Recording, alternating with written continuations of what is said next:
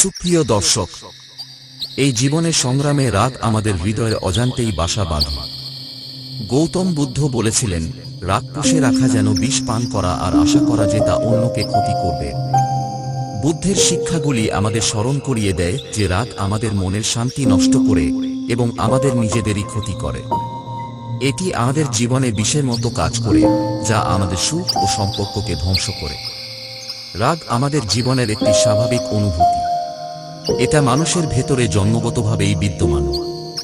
তবে রাগ যদি নিয়ন্ত্রণহীন হয়ে যায় এবং দীর্ঘদিন ধরে মনে পুষে রাখা হয়, তা আমাদের জীবনে গভীর নেতিবাচক প্রভাব ফেলতে পারে।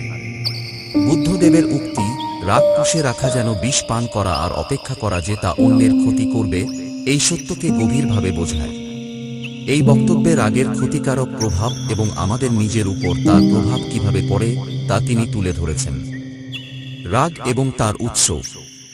রাগ হল একটি প্রতিক্রিয়া যা তখনই উদ্ভূত হয় যখন কেউ মনে করে যে তার প্রতি অবিচার হয়েছে বা তার চাওয়া পাওয়া পূরণ হয়নি। এটি এক ধরনের প্রতিরোধমূলক মনোভাব যা আমাদের আত্মরক্ষার প্রক্রিয়ার অংশ। তবে এই প্রতিরক্ষার অনুভূতি কখনো কখনো অতিরিক্ত হয়ে যায় এবং আমাদের মন ও শরীরকে গ্রাস করে। রাগের উৎস হতে পারে মানুষ, পরিস্থিতি বা এমনকি আমাদের নিজের ভুল বোঝাবুঝি। রাগ পুষে রাখার ফলাফল। বুদ্ধদেব আমাদের স্মরণ করিয়ে দেন যে রাগ পুষে রাখার মাধ্যমে আমরা আসলে নিজেদেরই ক্ষতি করছি। এটি বিষের মতো কাজ করে, যা আমাদের মনে এবং শরীরে ক্রমশ জমা হয়। চলুন দেখা যাক কিভাবে রাগ আমাদের ক্ষতি করে। ১. মানসিক চাপ বৃদ্ধি। যখন আমরা কারো প্রতি রাগ পুষে রাখি, তখন সেই চিন্তাগুলি আমাদের মনে ক্রমাগত ঘুরতে থাকে। এটি আমাদের মানসিক শান্তি নষ্ট করে এবং আমাদের স্ট্রেস লেভেল বাড়িয়ে দেয়। একসময় এটি মানসিক অসুস্থতার কারণ হয়ে দাঁড়ায়। ২. শারীরিক ক্ষতি। মানুষের শরীর এবং মন পরস্পরের সাথে জড়িত। মানসিক চাপ এবং রাগের কারণে শরীরে কর্টিসল নামক হরমোনের পরিমাণ বেড়ে যায়, যা হৃদরোগ, উচ্চ রক্তচাপ এবং অন্যান্য শারীরিক সমস্যার ঝুঁকি বাড়ায়। ৩. সম্পর্কের ক্ষতি। রাগ দীর্ঘদিন ধরে পুষে রাখলে তা আমাদের সম্পর্কগুলোকে ক্ষতিগ্রস্ত করে। আমরা যখন রাগান্বিত থাকি, তখন অন্যের সাথে আমাদের আচরণ নষ্ট হয়ে যায়। এতে আমাদের প্রিয়জনদের সাথে দূরত্ব বাড়ে। ৪. আত্মোন্নতির পথে বাধা। রাগ আমাদের মনোযোগ নষ্ট করে এবং আমাদের উৎপাদনশীলতাকে হ্রাস করে। এটি আমাদের সৃষ্টিশীল চিন্তার পথে বাধা সৃষ্টি করে এবং আমাদের জীবনের লক্ষ্য পূরণে বিলম্ব ঘটায়। রাগ থেকে মুক্তির উপায়। বুদ্ধদেবের শিক্ষাগুলি শুধু রাগের ক্ষতি বোঝাতেই সীমাবদ্ধ নয়, বরং এর থেকে মুক্তির পথও দেখায়। আমরা কিভাবে রাগের নেতিবাচক প্রভাব থেকে নিজেদের রক্ষা করতে পারি তা আলোচনা করা হলো। ১. ক্ষমা করার অভ্যাস গড়ে তোলা।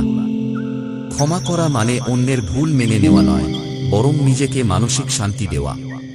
ক্ষমা করলে রাগের বোঝা থেকে মুক্তি পাওয়া যায়। ২. মেডিটেশন এবং সচেতনতা চর্চা। মেডিটেশন আমাদের মনকে শান্ত করতে সাহায্য করে। এটি আমাদের রাগের উৎস বোঝার ক্ষমতা বৃদ্ধি করে এবং আমাদের নেতিবাচক আবেগগুলোকে নিয়ন্ত্রণ করতে শেখায়। ৩. পরিস্থিতি বিশ্লেষণ করা। রাগের মুহূর্তে পরিস্থিতি বিশ্লেষণ করা গুরুত্বপূর্ণ। আমরা কেন রাগ করছি এবং এটি কিভাবে আমাদের ক্ষতি করছে তা চিন্তা করা উচিত। এতে রাগের প্রতি আমাদের দৃষ্টিভঙ্গি পরিবর্তন হতে পারে। ৪. আবেগ প্রকাশ করা। রাগকে দমন না করে তা স্বাস্থ্যকর উপায়ে প্রকাশ করা উচিত। এটি হতে পারে কথা বলা, লিখে ফেলা বা কোনো সৃজনশীল কাজের মাধ্যমে। ৫. সহানুভূতিশীল হওয়া। যার প্রতি আমরা রাগান্বিত, তার দৃষ্টিকোণ বোঝার চেষ্টা করা উচিত। এটি আমাদের রাগ কমাতে সাহায্য করে এবং আমাদের সম্পর্কগুলোকে মজবুত করে। বুদ্ধদেবের এই উক্তি আমাদের মনে করিয়ে দেয় যে রাগ পুষে রাখা আমাদের জন্যই ক্ষতিকর। এটি অন্যকে নয়, বরং আমাদের মন, শরীর এবং সম্পর্ককে নষ্ট করে।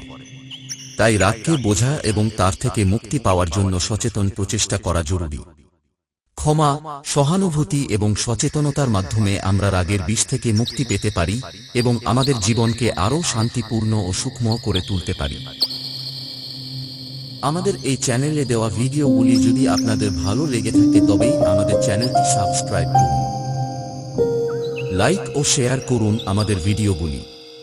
আমাদের ভিডিওগুলি সম্পর্কে মতামত দিন কমেন্টের মাধ্যমে। ধন্যবাদ সবাইকে।